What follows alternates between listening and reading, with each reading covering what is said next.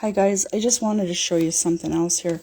So, you leave against medical advice and you get some forms here, but this was what had also upset me when they started telling us that they wanted us to go home and all this stuff, was visitor restrictions due to COVID and stuff. And see what this says here? You can read what it says. And they don't want you to stay if you have COVID.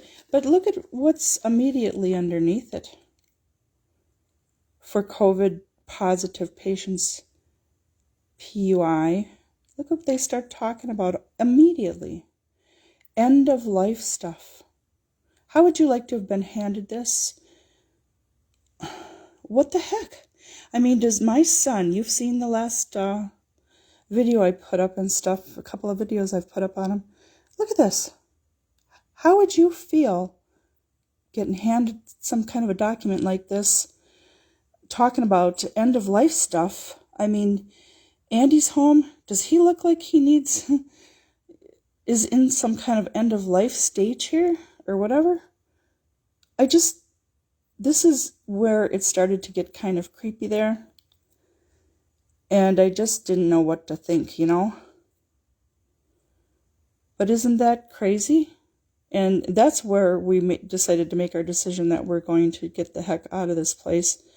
And like I said, all I started thinking about was, are they going to put a ventilator on him when I leave, or what's going to happen here, Because I showed you the one posting that I put up about a family friend, former churchgoers, that first his mother-in-law had been put on a ventilator and all this stuff and passed away shortly thereafter. Then his wife, had caught it from the mother, I'm assuming, and 17 days later, she had to go in the hospital, and she reluctantly signed documentations for permission to have a ventilator put on if they thought.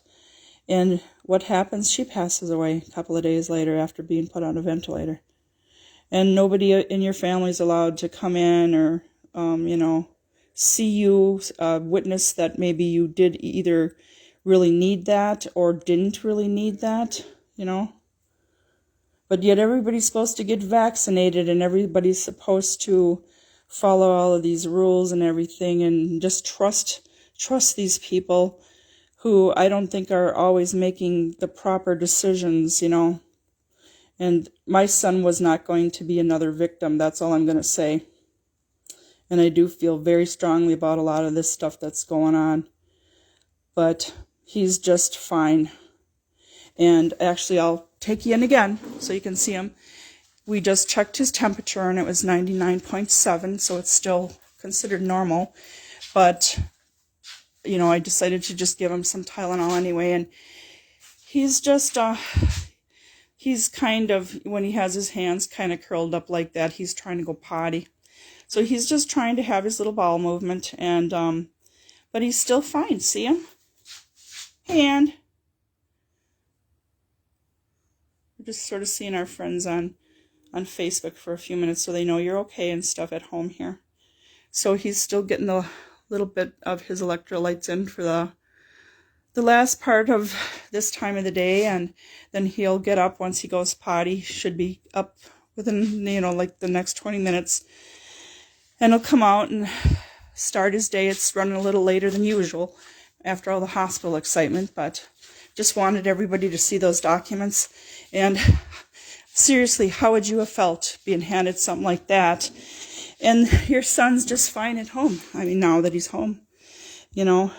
Crazy, huh?